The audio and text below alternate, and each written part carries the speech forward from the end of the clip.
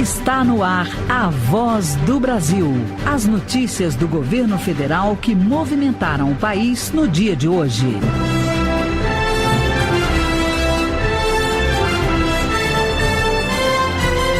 Boa noite. Boa noite para você que nos acompanha em todo o país.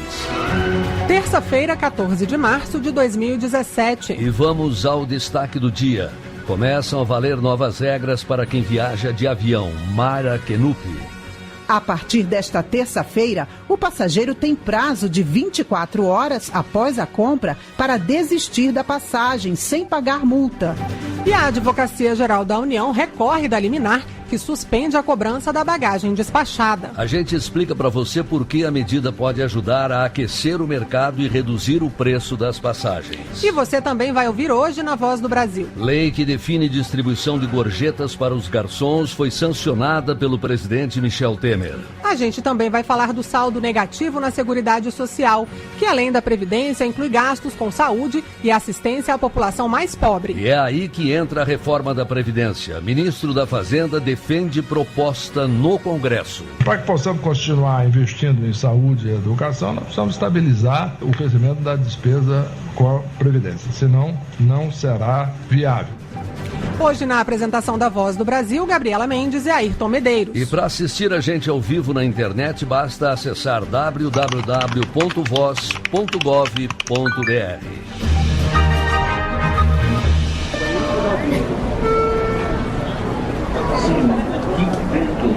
Senhor Joaquim Bento. Atenção passageiros, mudanças nas regras para quem for viajar de avião. A partir de hoje começam a valer novos direitos e deveres nas relações entre as empresas aéreas e os viajantes. Agora, por exemplo, o consumidor tem 24 horas para desistir da compra do bilhete sem multa, além de outras novidades. Vamos conferir na reportagem de Mara Kenupi. 6 em cada 10 brasileiros preferem viajar de avião, de acordo com a Secretaria de Aviação Civil. E por razões simples. Eu acho mais tranquilo e mais rápido, né? A rapidez, né? A facilidade também, quem tem criança, mala, você sente mais segurança também. O número de passageiros hoje é 3 vezes maior do que há 15 anos e a tendência é continuar aumentando. O governo federal quer tornar o setor ainda mais competitivo e, por causa disso, adotou mudanças nas relações entre empresas aéreas e passageiros. Uma das mudanças é que, a partir de agora, o passageiro passa a ter a reserva garantida da passagem de volta, caso perca o voo de ida. As empresas também passam a corrigir erros de nomes de passageiros sem nenhum custo. Segundo o analista de Relações de Consumo da Agência Nacional de Aviação Civil, Tiago Diniz, as medidas representam pendências de vários anos que agora estão sendo atendidas. Várias reclamações que nós recebemos ao longo dos anos estão sendo respondidas agora nessa norma. A partir desta terça-feira, o passageiro tem prazo de 24 horas após a compra para desistir da passagem sem pagar multa. E a companhia deve fazer o reembolso no prazo de 7 dias. Outra mudança é que a bagagem extraviada deverá ser restituída em até 7 dias para voos domésticos e 21 dias para voos internacionais. Para o secretário de Política Regulatória, Rogério Coimbra, da Secretaria de Aviação Civil, a expectativa é de mais crescimento no setor. Mesmo com esse crescimento que triplicou o número de passageiros, ainda tem um índice baixo de viagens por habitante se comparar com países como Estados Unidos ou países da União Europeia. Então isso mostra que ainda tem uma demanda reprimida e com os ajustes necessários no mercado, a retomada da economia, a gente tem certeza que esse crescimento ainda vai ser muito grande nos próximos anos. Segundo a Agência Nacional de Aviação Civil, será feito um acompanhamento do comportamento de mercado por 5 anos e, a qualquer momento, outras alterações poderão ser feitas. Reportagem Mara Kenupi. Agora, por decisão liminar da Justiça Federal de São Paulo, foi suspensa a regra que autoriza a cobrança da bagagem despachada. Por outro lado, aumentando o peso da bagagem de mão. Nesse caso, a Advocacia Geral da União está recorrendo, pedindo a suspensão dessa liminar e argumenta que a medida tem o objetivo de incentivar a liberdade de escolha do consumidor e a concorrência entre as companhias aéreas. Para a Advocacia Geral, essa situação traz grave insegurança jurídica para a aviação civil e para todos os atores envolvidos, consumidores, empresas aéreas e órgãos públicos. Na ação, a AGU argumenta ainda que o Brasil é o único país do mundo que impõe às empresas oferecer 23 quilos de franquia de bagagem em voos nacionais. Nos Estados Unidos e em países europeus, por exemplo, é permitida a cobrança de bagagens despachadas. De acordo com a ANAC, essa é uma medida que ajudou as empresas aéreas desses países a baixarem os preços, criando as chamadas low cost. A nossa correspondente nos Estados Unidos, Paola de Orti, explica como funciona o sistema no país norte-americano. Nos Estados Unidos, a maioria das companhias aéreas cobra pelas bagagens despachadas nos voos nacionais. A média é de $25 pela primeira bagagem, mas algumas cobram mais, até $30, e algumas não cobram nada e oferecem levar a primeira bagagem grátis, justamente para atrair mais clientes. Liberar o mercado para deixar as empresas competirem por clientes com melhores preços é justamente a ideia da nova medida da Agência Nacional de Aviação Civil, a ANAC. Em países como Estados Unidos e os da União Europeia, empresas de baixo custo conseguem oferecer passagens a preços menores, como explica o secretário de Política Regulatória da Secretaria de Aviação Civil, Rogério Coimbra. Sempre que um passageiro viaja para fora, para a União Europeia, e tem a oportunidade de viajar nessas empresas, volta bem impressionado com esse serviço e questionando por que nós não temos esse tipo de serviço no Brasil. Um dos pontos é que a regra atual não permite a cobrança de bagagem por fora, alguns elementos que trazem a possibilidade de um serviço mais simples a um preço mais barato. Hoje, 35% dos brasileiros que viajam de avião já não despacham bagagem. O secretário de Política Regulatória da Secretaria de Aviação Civil, Rogério Coimbra, explica que outra lei similar, a de liberdade tarifária do início dos anos 2000, permitiu a queda no preço das passagens brasileiras ao longo dos últimos 15 anos. E essa dinamizada que o mercado trouxe, está aí todo esse benefício que a gente pode visualizar. Pessoas de renda mais baixa, que se pensarmos há 20 anos atrás era inimaginável estar viajando de avião, hoje com alguma frequência podem estar visitando seus parentes, fazendo viagem a trabalho de avião. Nos Estados Unidos o processo foi parecido, mas começou muito antes. 1979 foi o ano em que foi aprovado o ato de desregulamentação das linhas aéreas, que já permitia tanto a liberdade tarifária quanto que as empresas cobrassem pelas bagagens despachadas. Desde então, levando em conta a inflação, o preço da passagem caiu quase pela metade. Nos Estados Unidos, como no Brasil, muitos passageiros preferem não despachar. É o caso do estudante Ethan Hargrove.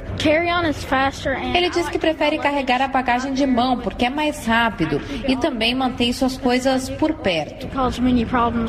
De Washington, nos Estados Unidos, Paola de Orti. Você já deve ter ouvido falar, nas discussões sobre a reforma da Previdência, de que a Seguridade Social arrecada mais do que gasta, ao contrário do que o governo tem divulgado. Hoje, o Ministério do Planejamento divulgou os números relativos ao ano passado. O rombo chegou a mais de 258 bilhões de reais. Para chegar a este resultado, é preciso entender que a Seguridade Social não envolve apenas as aposentadorias e pensões pagas pela Previdência. Quem explica melhor para a gente é a repórter Luana Karen. A Seguridade Social brasileira é formada pelas áreas de saúde, previdência e assistência social. A Seguridade é responsável, por exemplo, pelo pagamento de aposentadorias, do seguro-desemprego, abono salarial, benefício de prestação continuada e Bolsa Família. Somando as três áreas, a Seguridade Social registrou um déficit, isto é, gastos maiores que a arrecadação, de mais de 258 bilhões de reais em 2016. Comparado a 2015, o déficit aumentou mais de 55%. Os maiores gastos da Seguridade estão na Previdência, que cresceram nos últimos anos.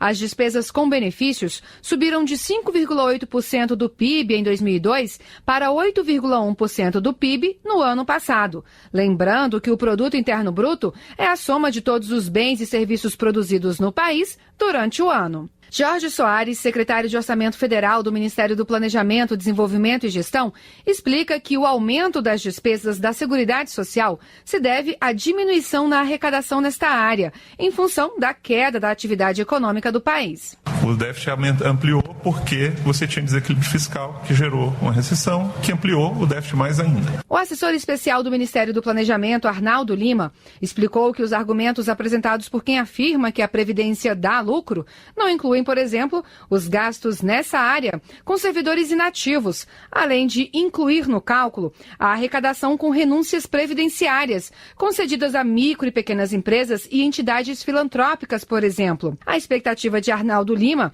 é que a reforma da Previdência vai garantir a manutenção dos benefícios pagos por meio da Seguridade Social. O que a gente está fazendo? Revisando as nossas prioridades, de forma que a gente possa atender o problema quando ele de fato existe.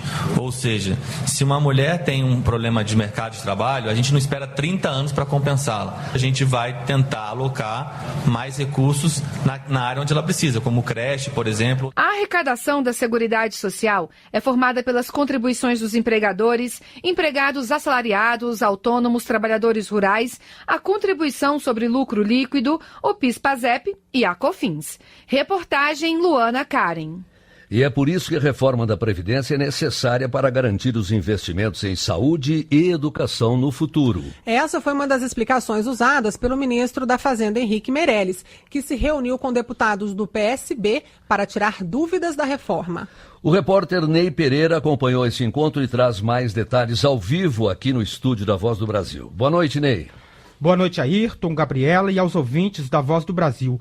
O ministro da Fazenda, Henrique Meirelles, falou aos deputados sobre a importância de se fazer a reforma para colocar fim ao déficit não só da Previdência, mas da Seguridade Social, como a gente ouviu agora há pouco.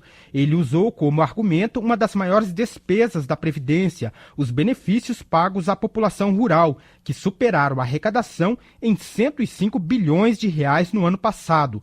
Já a Previdência Urbana, que apresentou superávit, isto é, arrecadação maior que o gasto, durante 7 anos seguidos, no ano passado teve déficit de quase 47 bilhões de reais.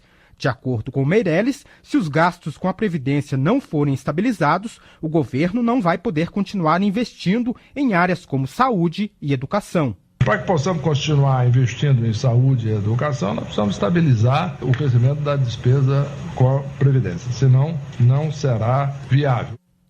O ministro destacou ainda que o Brasil tem uma população relativamente jovem, mas que gasta mais com previdência do que outros países, como o Japão, por exemplo, que tem 45% da população com mais de 65 anos. Se o país continuar nesse ritmo, a aposentadoria da população no futuro está comprometida. Nós temos que ter certeza que cada brasileiro e cada brasileira vai ter a certeza, a segurança que vai receber a aposentadoria. Essa é a preocupação importante. Segundo Henrique Meirelles, a reforma não vai acabar com o déficit da Previdência, mas vai evitar que as despesas com benefícios continuem a crescer no futuro. Gabriela? Obrigada, Ney Pereira, pelas informações ao vivo aqui na Voz do Brasil. 19h13 em Brasília. Quem paga a gorjeta vai ter agora a certeza de que o dinheiro está indo mesmo para o bolso de quem o atendeu bem. Daqui a pouco vamos falar das novas regras que regulamentam a distribuição de gorjetas para os garçons. O presidente Michel Temer realizou mais uma reunião com representantes do Serviço Social da Indústria, o SESI. E os empresários também participam desses encontros e apresentam dados do setor industrial, além de reivindicações para o desenvolvimento de diversas áreas da produção. Nas reuniões que acontecem mensalmente, cada estado apresenta um raio-x sobre aspectos da indústria e também do comércio e da infraestrutura local. O presidente Michel Temer fez uma avaliação positiva dos encontros. Estabelece uma interação do governo com as classes produtoras, né? Mas tem sido muito útil para o governo e suponho, pelo menos as notícias que eu tenho, é que tem sido útil para aqueles que têm comparecido a estas reuniões. Participaram da reunião nesta terça-feira representantes de federações de indústrias de Rondônia, Mato Grosso, Roraima e Tocantins. Segundo o presidente do Conselho Nacional do SESI, João Henrique de Almeida Souza, nos encontros é elaborado e encaminhado aos ministérios um documento com as recomendações de cada estado para melhorias na indústria. Mato Grosso, por exemplo, fez uma radiografia da questão de reconhecimento da titularização de terras, de 300 mil famílias que não conseguem ter o documento da sua terra. E o presidente Michel Temer declarou que vai dar ênfase a esse trabalho. Rondônia e Tocantins falaram sobre BRs. Mato Grosso não só reivindicou, mas como até já agradeceu providência que o presidente está tendo na recuperação da BR-163. Ao todo, o presidente Michel Temer já se reuniu com industriais de 20 estados. Reportagem Thaísa Dias. E por falar em planos para a indústria, o governo também aposta nas exportações para alavancar a produção das empresas brasileiras. Para isso, o Ministério da Indústria, Comércio Exterior e Serviços anunciou parcerias para facilitar a vida de muitos empresários e ainda abrir portas para quem ainda não vende para outros países, mas tem potencial. O acordo com a Confederação Nacional da Indústria vai permitir que as empresas não exportadoras tenham acesso à consultoria, avaliação e desenvolvimento de estratégias para exportação. Segundo o ministro da Indústria, Comércio Exterior e Serviços, Marcos Pereira, as ações vão ajudar a aumentar o número de empresas brasileiras que vendem para outros países. 500 empresas nacionais poderão participar desse projeto para poder se viabilizar para a exportação. E nós conseguimos avançar muito no ano de 2016 e esses 2 novos programas vão nos ajudar a ampliar neste ano de 2017. Em 2016, mais de 4.700 empresas exportaram pela primeira vez. É o caso de uma pequena empresa baiana que fabrica produtos de perfumaria no Brasil desde 2002. Para Rafael Mamed, diretor industrial da organização, o suporte que receberam dos parceiros do governo foi fundamental. Foi bastante importante para conseguir identificar corretamente os custos envolvidos no processo de exportação, a formação de preço para a exportação, pesquisa de mercado, pesquisa de concorrentes, tudo isso a gente teve um apoio bastante grande. De acordo com o presidente da Confederação Nacional da Indústria, CNI, Robson Andrade, empresas que exportam trazem ganhos também para a economia do país. As empresas, a partir do momento que elas estão exportando, elas se sentem na obrigação de serem inovadoras, de desenvolverem tecnologia. Então isso tudo é um ciclo virtuoso que acaba levando a empresa a investir, a trazer mais emprego, melhorar a qualidade do trabalhador. Em 2017 estão previstas mais de 200 ações de apoio às exportações planejadas pelo governo em parceria com instituições nacionais e estaduais. Com a colaboração de Jéssica do Amaral, reportagem Natália Kozlik. A gorjeta de 10% quase sempre está incluída na conta do bar ou restaurante, mas quem decide se paga ou não é o cliente.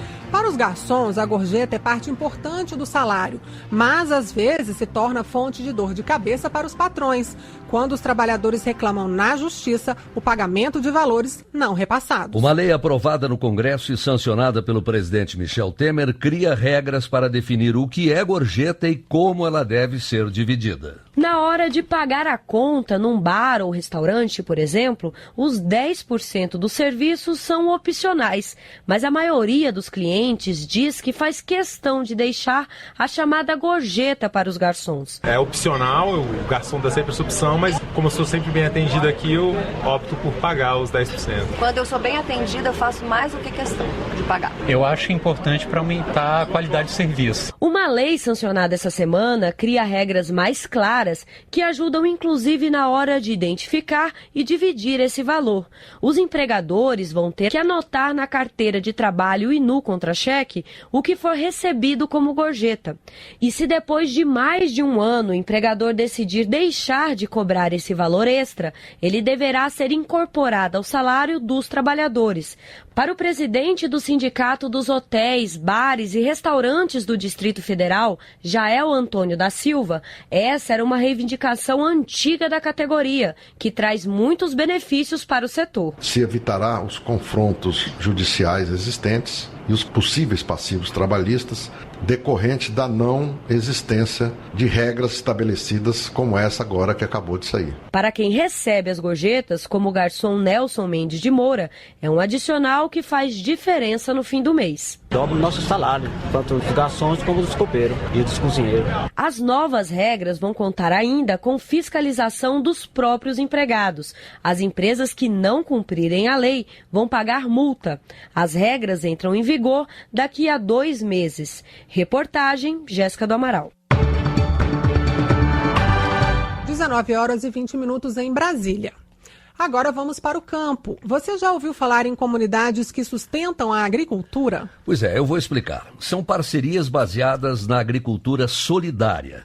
O agricultor levanta os custos do trabalho e os membros da comunidade financiam a produção coletivamente, ou seja, rateiam os gastos. E é bom reforçar que estamos falando de produção de alimentos orgânicos e sustentáveis. A iniciativa é da sociedade, mas conta com o apoio do governo. Como? Eu também explico. Existe um plano de incentivo a essas ações, mas os detalhes você ouve agora na reportagem de Gabriela Noronha. Uma nova forma de cultivar e comercializar produtos agroecológicos. Essa é a proposta das comunidades que sustentam a agricultura. Ideia que nasceu na Alemanha no final do século XIX e vem crescendo por aqui. Produtor de orgânicos há mais de 20 anos no Distrito Federal, Idalécio Barbeta resolveu mudar em 2015. Fundou a primeira comunidade na região. No novo sistema, ele deixou de vender para intermediários e passou a contar com a participação de consumidores para a organização e o financiamento de sua produção. Segundo Idalécio, a mudança deu certo. Eu comecei com uma propriedade única, né? E hoje a gente está ampliando aí para já 3 propriedades. A gente fica já sabendo que os recursos já estão certos, a gente fica com mais audácia de fazer investimento. Hoje o produtor já atende a 53 famílias. Todas recebem semanalmente uma cesta com uma variedade de hortaliças, legumes, verduras e frutas livres de agrotóxico. Se eu haver uma intempérie aqui dentro da chácara e eu ter a produção toda perdida, o CSA não vai deixar de dar aquela contribuição mensal. E sim, eles vão continuar patrocinando para você para reerguer a produção. Então, é um novo conceito social.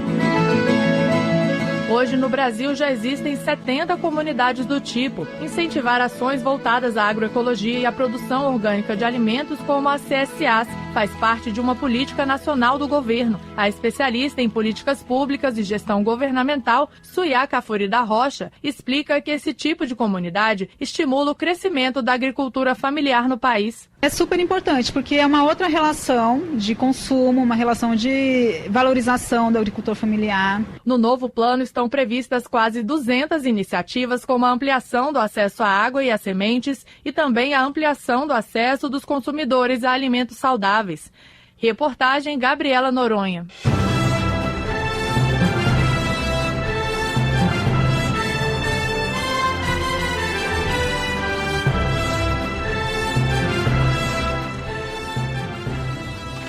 A gasolina ficou mais barata nos postos pela 3ª semana seguida. A queda indicada pelo levantamento semanal de preços da Agência Nacional de Petróleo foi de 0,83% entre 5 e 11 de março, na comparação com a semana anterior. No final do mês de fevereiro, a Petrobras anunciou a redução nos preços do diesel e da gasolina nas refinarias. A revisão faz parte da nova política da estatal, que permite a flutuação dos preços de acordo com os movimentos do mercado.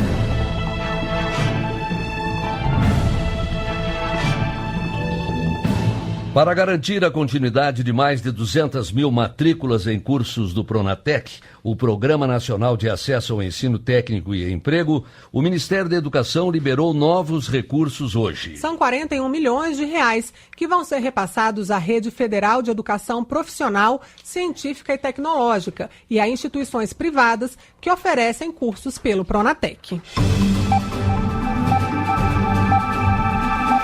35 planos de saúde de 7 operadoras foram suspensos pela Agência Nacional de Saúde Suplementar, a ANS. A determinação é resultado do monitoramento que a agência faz a partir das reclamações dos usuários. A ideia é garantir o correto atendimento aos clientes. Os planos suspensos possuem juntos 230 mil beneficiários e eles continuam a ter assistência normalmente, já que as operadoras precisam resolver todas as pendências para que possam receber novos clientes.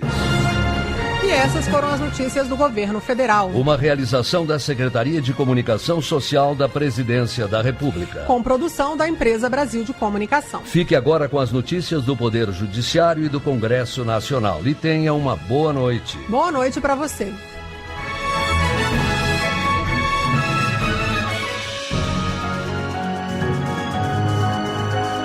Brasil, ordem e progresso.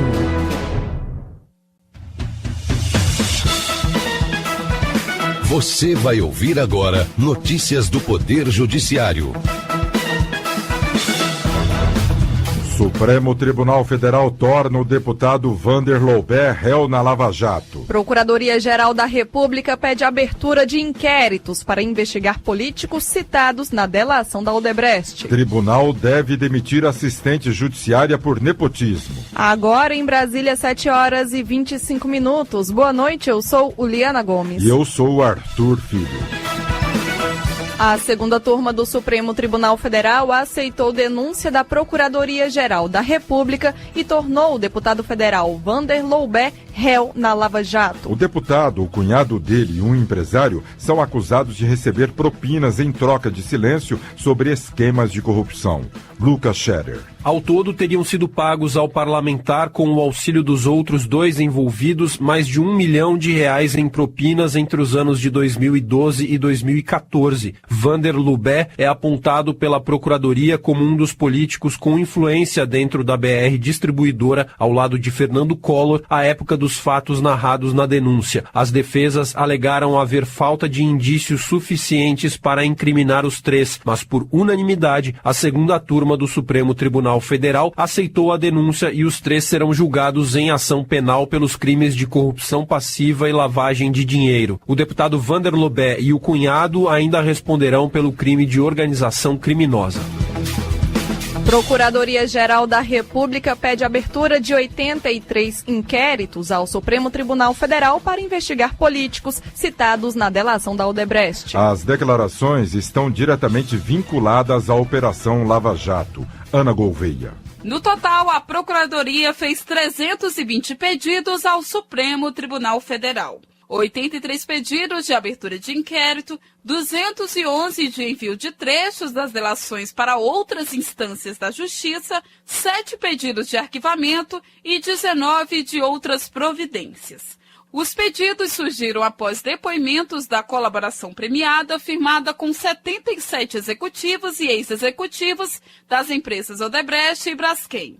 Não foram divulgados os nomes dos envolvidos e nem detalhes dos depoimentos por estarem em segredo de justiça. O Procurador-Geral da República, Rodrigo Janot, também já pediu a retirada do sigilo de parte desse material, considerando o interesse público e a necessidade de promover a transparência. Agora caberá ao relator da Lava Jato do Supremo Tribunal Federal, ministro Edson Fachin, avaliar se autoriza ou não a abertura das investigações.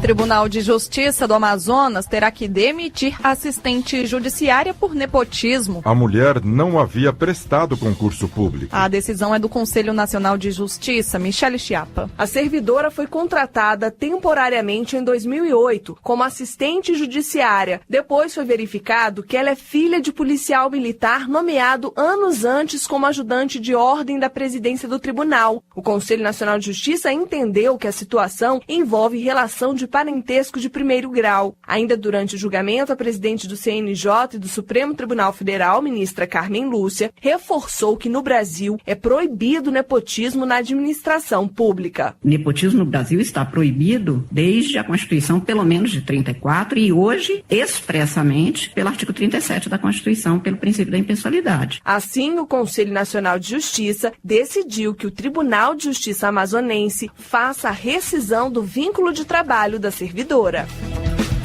Em Goiás, criança será indenizada após sofrer acidente em ônibus escolar. O valor de R$16 mil deve ser pago pelo município de Mozarlândia, já que o ônibus era de escola pública. Carlos Ribeiro. A estudante fraturou o fêmur após cair no veículo, que passou em alta velocidade sobre um quebra-molas. Ela ficou com a perna direita engessada por mais de 4 meses. A Justiça de Goiás levou em conta o longo período que a menina ficou privada de estudar e de brincar.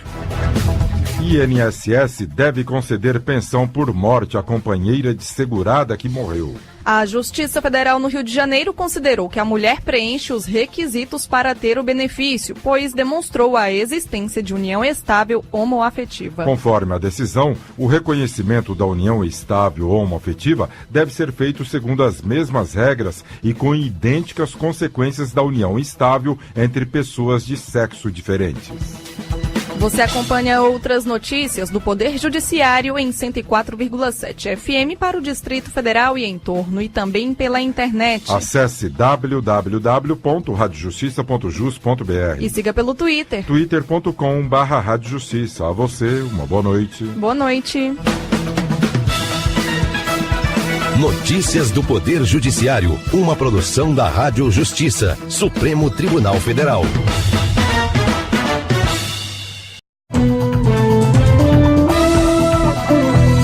Está no ar, o Jornal do Senado. Senado aprova projeto da repatriação e mantém excluído do benefício quem for parente de autoridade. Comissões escolhem presidentes e definem assuntos prioritários em 2017. Armando Monteiro defende fortalecimento do Mercosul. Estes são os destaques de hoje do Jornal do Senado, que começa agora.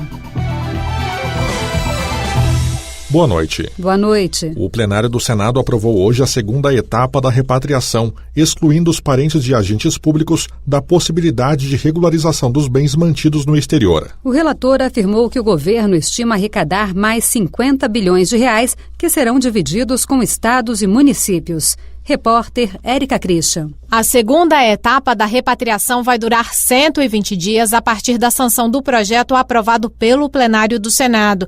Em troca da anistia dos crimes de evasão de divisas, lavagem de dinheiro, evasão fiscal e sonegação, os contribuintes pagarão 15% de imposto e 20% de multa. Um dos relatores, senador Romero Jucá, do PMDB de Roraima, lembrou que nesta versão da proposta, o perdão aos crimes financeiros só vai ocorrer após o pagamento da multa e do imposto, ao citar que na primeira etapa, alguns contribuintes regularizaram, mas não quitaram as dívidas com a Receita Federal. Isso é muito importante, porque na verdade a repatriação só é válida quando se paga os impostos e a partir daí há a anistia da forma como a lei prevê. Eu acho que é importante reforçar isso. Pela proposta, a União terá que destinar 46% da multa com estados e municípios, como explicou o senador Eduardo Braga, do PMDB do Amazonas. Porque esse é um recurso muito importante para os estados e municípios, é claro que para a União também é importante, mas esse é um recurso que, sem dúvida nenhuma, foi fundamental para muitos estados e municípios conseguirem fechar suas contas em 2016. E agora, em 2017, não será diferente. O Senado manteve a versão dos deputados de vetar os familiares de agentes públicos, como políticos, de repatriarem. Na primeira fase da repatriação, o governo federal arrecadou cerca de 51 bilhões de reais, de um total de quase 170 bilhões que estavam no exterior. Comissões. A Comissão de Direitos Humanos será presidida nos próximos 2 anos pela senadora Regina Souza, do PT do Piauí. Ela garantiu que a comissão continuará sendo lugar de debate sobre os direitos dos brasileiros e criticou a ideia de que os direitos humanos apoiam os criminosos. São para preservar os direitos frente à truculência do Estado e de setores do poder econômico. A crítica aos direitos humanos acabou se consolidando no discurso do ódio, para o qual toda acusação de arbitrariedade, toda contestação é tratada como um mimimi, como se fosse a defesa de criminosos, enquanto a população estaria desarmada, correndo risco. Este argumento repetido à exaustão em programas de TV é falacioso.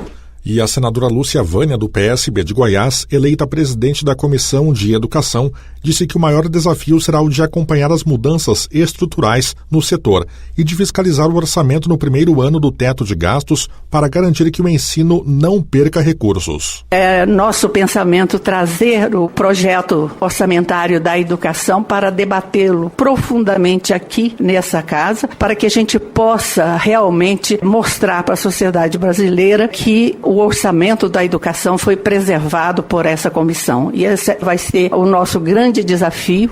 Já o senador Tasso Gereissati, do PSDB do Ceará, presidirá a Comissão de Assuntos Econômicos nos próximos 2 anos. Ele anunciou que quer instalar logo 2 subcomissões, uma para avaliar o sistema tributário brasileiro e outra para discutir e propor saídas para o chamado Custo Brasil. Diminuir um dos pontos daquilo que é chamado Custo Brasil. Trabalhar de uma maneira dedicada para que todas essas enorme burocracia que vem de todos os lados, de todos os níveis de governo ou dos mesmos níveis jurídicos que atrapalham a vida do cidadão comum, das pequenas empresas principalmente e das grandes empresas também, atrapalhando a criação de empregos, que é a nossa grande meta e meta principal. Eleito para presidir a Comissão de Relações Exteriores e Defesa Nacional, o senador Fernando Collor, do PTC de Alagoas, defendeu que o Brasil volte a estreitar relações com tradicionais parceiros comerciais, como os Estados Unidos e a União Europeia. Isso, na opinião dele, ajudaria o país a retomar o crescimento da economia. Fernando Collor acredita também que o Brasil, nesse momento, não deve buscar nenhum tipo de protagonismo internacional, reforçando alianças confiáveis para reconquistar espaço aos poucos. As informações com o repórter Floriano Filho. Fernando Collor afirmou que a comissão vai contribuir com ideias para a política externa brasileira. Com relação ao governo do presidente Donald Trump, ele disse que ainda é cedo para tirar conclusões a respeito do rumo do governo norte-americano. O fato de um novo presidente ter sido eleito e de ter causado polêmicas, algumas das suas declarações e eventualmente de atos que tenha praticado nesse início de governo, não significa que essa seja a diretriz que o governo americano vai adotar ao longo desse período governamental. Collor também lembrou que o Brasil vai precisar acompanhar de perto os acontecimentos na União Europeia, que vem enfrentando vários desafios como a saída do Reino Unido, o chamado Brexit. Não é somente a questão do Brexit, temos também a questão da França, que já está dando um passo adiante.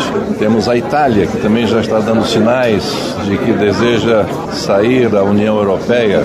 Agora a Turquia, que era uma pretendente para ingressar na União Europeia, com esses últimos acontecimentos, fica distanciada dessa sua pretensão.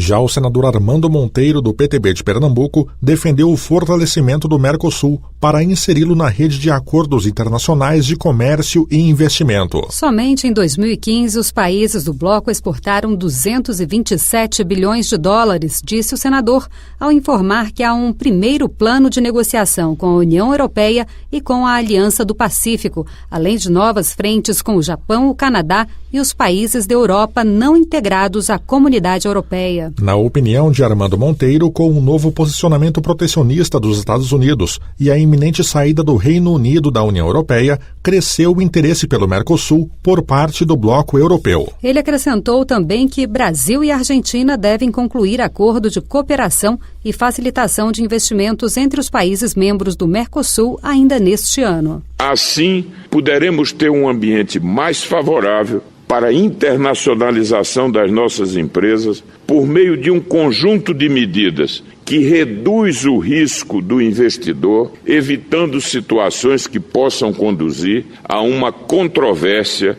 entre investidores e os estados receptores desses investimentos.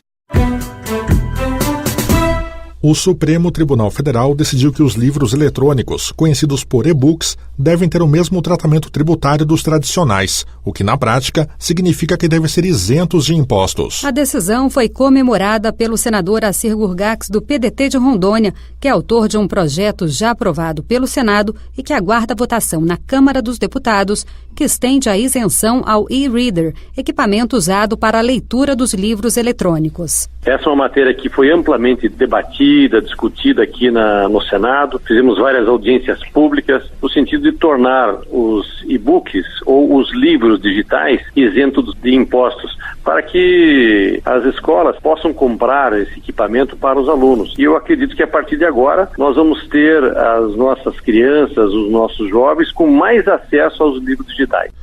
Representante do Distrito Federal, o senador Regufe defendeu a proposta que extingue o foro privilegiado, que para ele só serve de fermento e instrumento da impunidade. Ele disse ser necessário que no Brasil todos os cidadãos tenham o mesmo tratamento e disse que o fim do foro tornará mais rápido o julgamento de autoridades. Ele não serve ao que é justo, ao que é correto e, na minha concepção, ele não contribui para que nós tenhamos uma justiça célere, isenta e responsável como a gente gostaria de ter nesse país. Jornal do Senado. Apresentação Lia Passarinho e Tiago Medeiros. Áudio Eliseu Caires. O Jornal do Senado fica por aqui. Acompanhe agora as notícias da Câmara dos Deputados. Boa noite. Boa noite.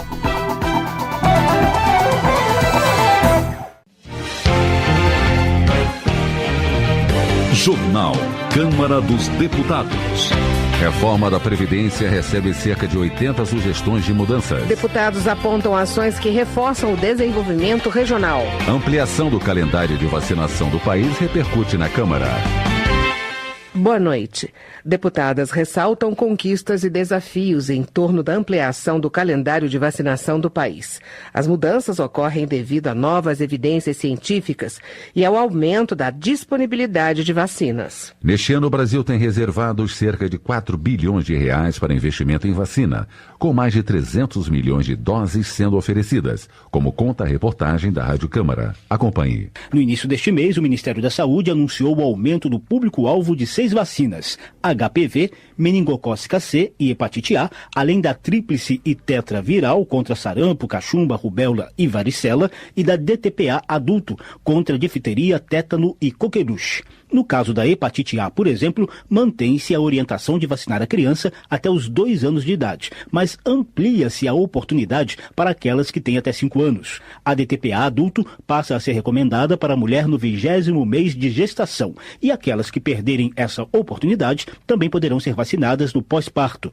A meningocócica C passa a ser disponibilizada para adolescentes de 12 a 13 anos. As mudanças no calendário ocorrem devido a novas evidências científicas e ao aumento da disponibilidade de vacinas no país. A presidente da Comissão de Seguridade Social da Câmara, a deputada Conceição Sampaio, do PP do Amazonas, acompanhou as ações conjuntas do Legislativo e do Executivo que permitiram essa ampliação. Esse ano nós temos quase já 4 bilhões para investimentos em vacinas, mais de 300 milhões de doses já sendo oferecidas. 96% das vacinas oferecidas pelo SUS estão produzidas no Brasil. Nós podemos chegar a 100% dessa luta, caminha para isso, né? Falar de saúde pensando na prevenção e não na doença. Isso é claro que também é fruto de vários debates de colegas parlamentares que, através de várias audiências realizadas aqui na Câmara dos Deputados, trazem esse tipo de assunto para a pauta nacional hoje, que esse diálogo com o Ministério da Saúde é uma conquista a várias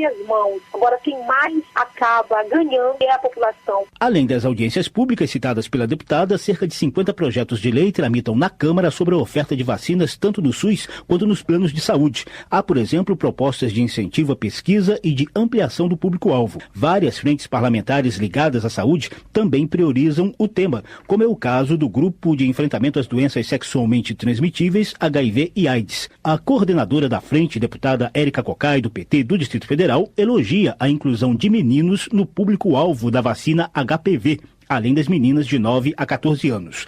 Mas, além de vacinação, Cocai cobra ênfase em políticas públicas e campanhas de conscientização. e não tenhamos apenas avanços no processo de imunização, mas é importante que nós tenhamos uma série de ações para cada uma dessas patologias. E no que diz respeito às VSPs/AIDS, nós queremos discutir um rol de políticas que passa, inclusive, pelo enfrentamento a uma série de preconceitos. Nós sabemos como houve resistências à vacina contra o HPV em meninas e não temos como construir nenhuma política pública e reafirmar o Sistema Único de Saúde se tiver qualquer resquício de discriminação. Coordenadora substituta do Programa Nacional de Imunização, Ana Gorete Maranhão, também cobra a conscientização da população na procura dos postos e na manutenção das carteiras de vacinação. Com muito orgulho que a gente diz que o calendário nacional de vacinação do Ministério da Saúde do Brasil contempla todas as vacinas recomendadas pela Organização Mundial de Saúde.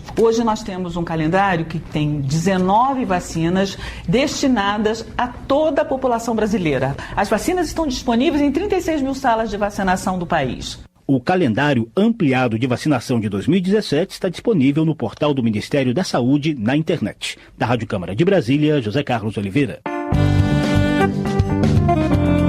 Desenvolvimento Regional.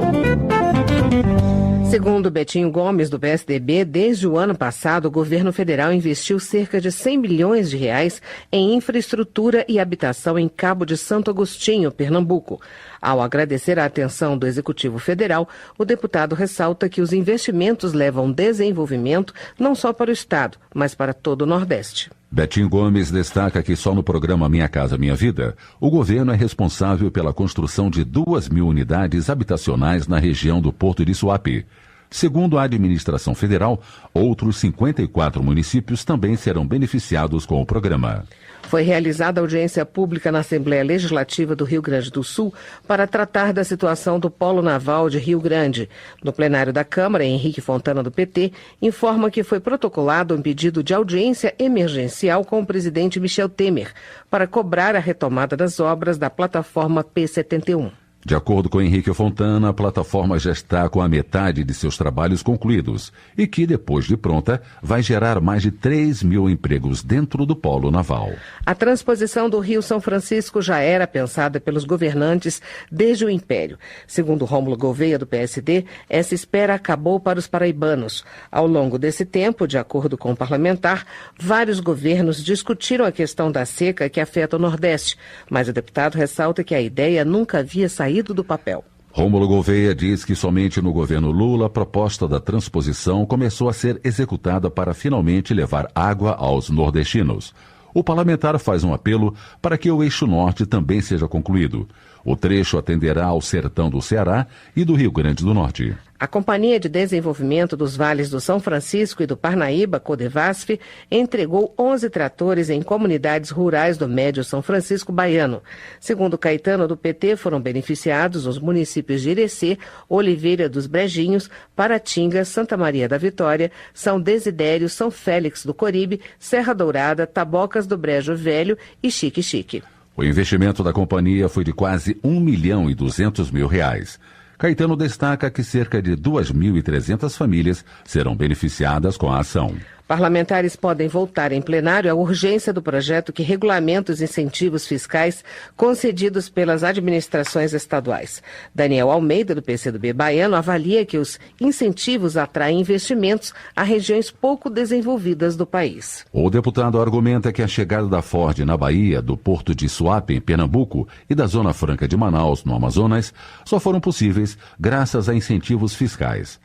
Para Daniel Almeida, o fim desse sistema pode causar grandes prejuízos comerciais, aumentar o desemprego e gerar insegurança jurídica. Janete Capiberibe, do PSB, diz que o corte em programas sociais do Amapá e em setores que absorvem grande mão de obra tem agravado a crise no Estado.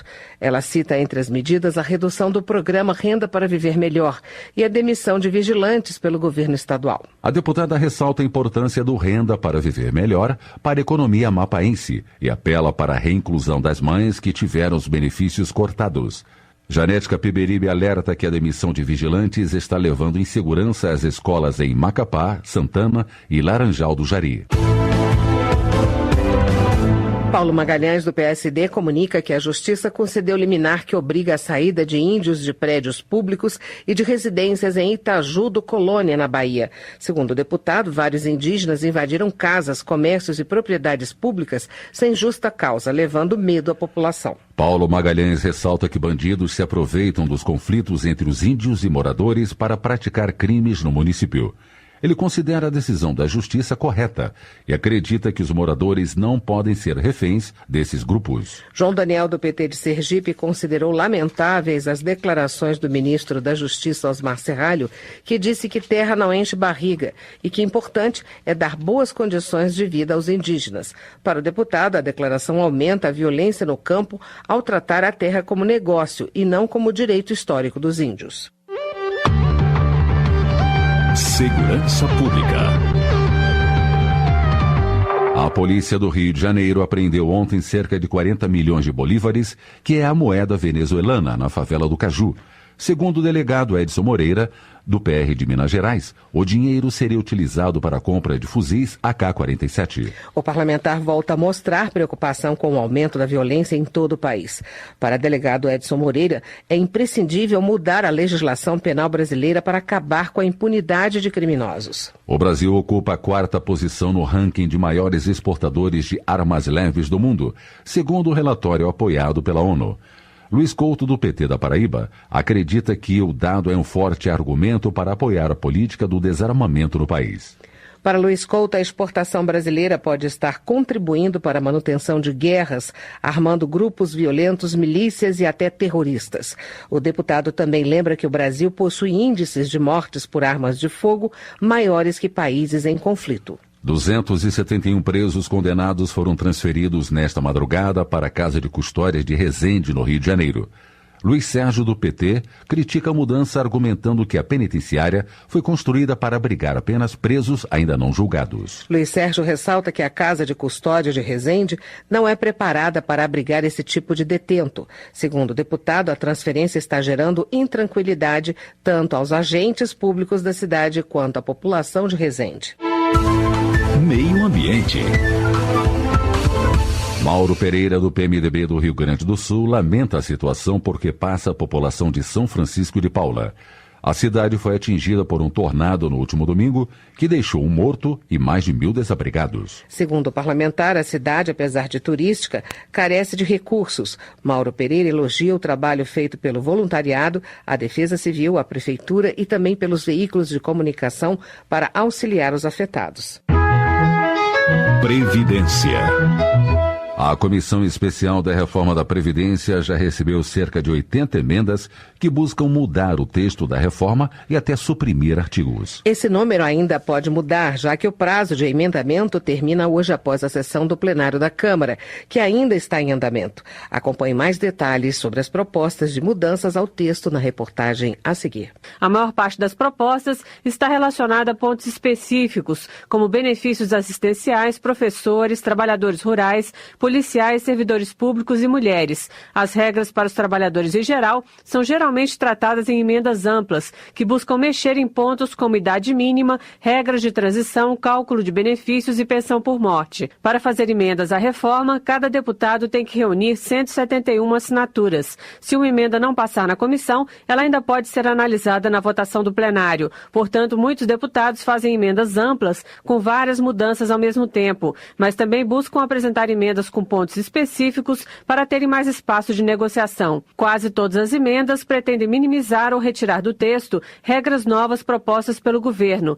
Uma exceção é a emenda dos deputados Jerônimo Gergen, do PP do Rio Grande do Sul, e Daniel Coelho, do PSTB de Pernambuco. Eles defendem a reforma, mas afirmam que serão necessárias outras medidas para equilibrar as contas do governo. A emenda propõe um novo benefício assistencial de R$ 500 para os idosos com 65 anos ou mais, que não comprovam tempo de contribuição mínimo para a Previdência. Hoje o benefício é de um salário mínimo, ou R$ 937, e é pago somente a idosos e deficientes carentes. O teto do INSS seria reduzido para algo em torno de R$ 2.000, sendo que o benefício integral seria pago a quem contribuísse por pelo menos 40 anos. Acima deste valor, os trabalhadores buscariam um plano privado, usando os recursos de um novo tipo de FGTS para isso. Hoje, o teto é de R$ 5.531,31. O deputado Jerônimo Gergen explicou por que a reforma proposta não é suficiente. Ela tem um objetivo meramente arrecadatório,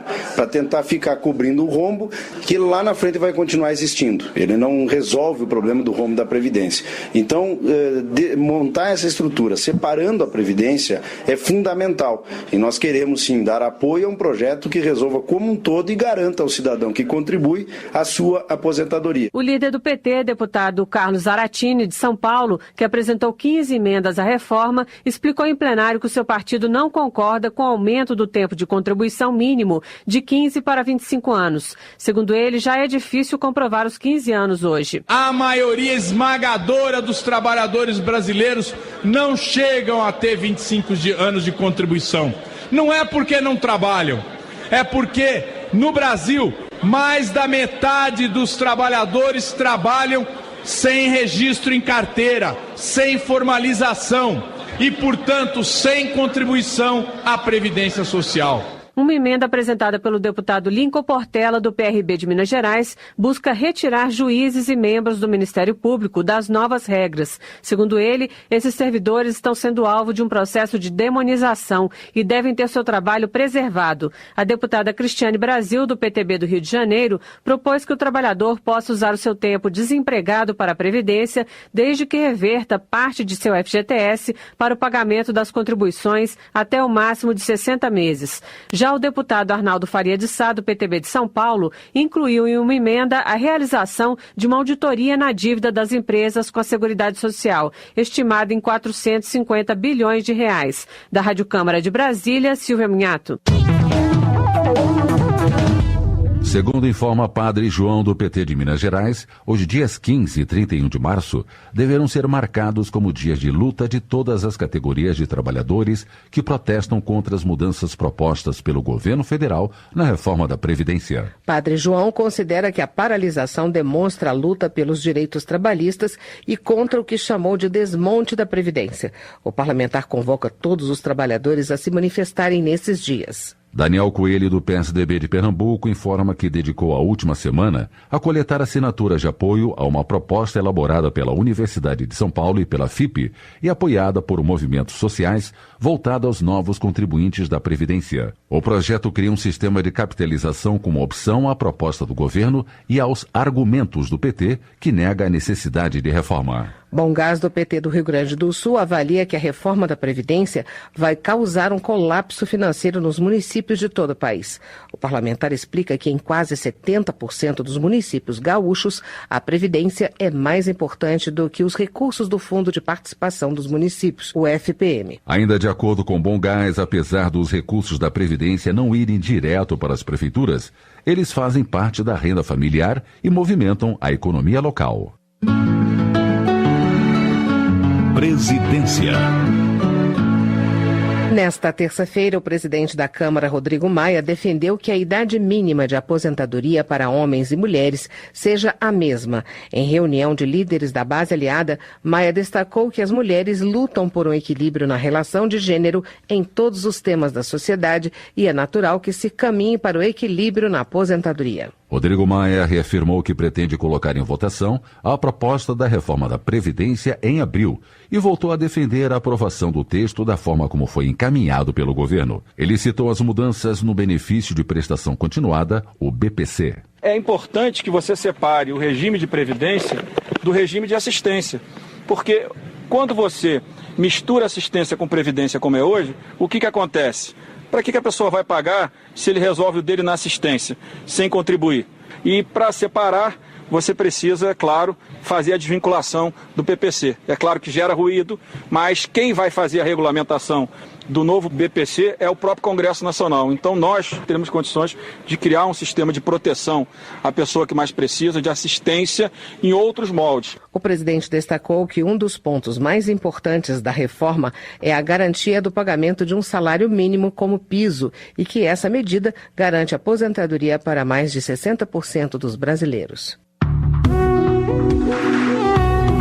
Política. Zé Geraldo, do PT do Pará, elogia o ex-presidente Lula pelo depoimento prestado em Brasília sobre a acusação de tentativa de obstrução da Operação Lava Jato.